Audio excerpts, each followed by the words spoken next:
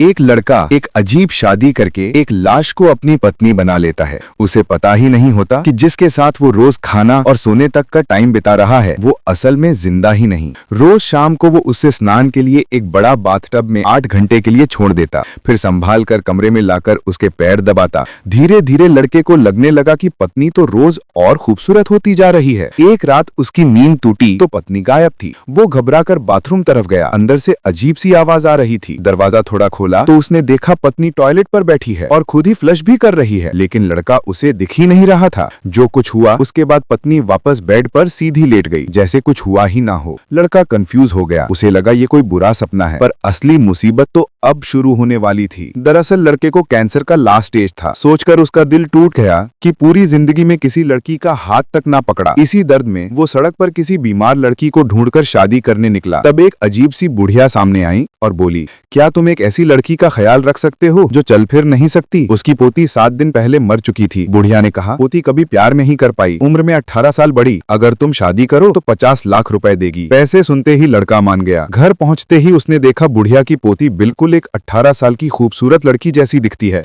दोनों ने उस रात शादी का सर्टिफिकेट भी ले लिया। शादी की फोटो देखकर लड़का डरा, लेकिन पैसा ले लिया था, अब निभाना तो पड़ेगा। रोज वो उसका पूरा ख्याल रखता, क्योंकि बुढ़िया ने कहा था कुछ दिन में ठीक हो जाएगी। 6 महीने बीत गए। पत्नी जरा सी भी नहीं झुकी। वो बस उसे देखकर बात करता रहता, उम्मीद करता कि वो कभी तो जाग जाएगी। लेकिन रातों में अजीब घटनाएं होने लगी। पत्नी बार बार गायब हो जाती। लड़के ने हाउसमेट से पूछा, पर मेड ने कहा इस कमरे में किसी को आने की इजाजत नहीं। कमरे में वापस आकर उसने पत्नी को बिल्कुल सीधी लेटे देखा। अचानक एक तेज बदबू ने उसे डरा दिया। उसे लगा शायद काफी दिनों से नहाई नहीं, तो वो फिर पत्नी को बाथटब में ले गया। ठंड न लगे इसलिए गर्म पानी डाला। तभी उसने देखा पत्नी के बदन से पसीने जैसे बूंदे निकल रही हैं और लड़के के दिमाग में एक डरावना ख्याल आ गया। ऐसी और कहानियों के लिए चैनल को सब्सक्राइब करो।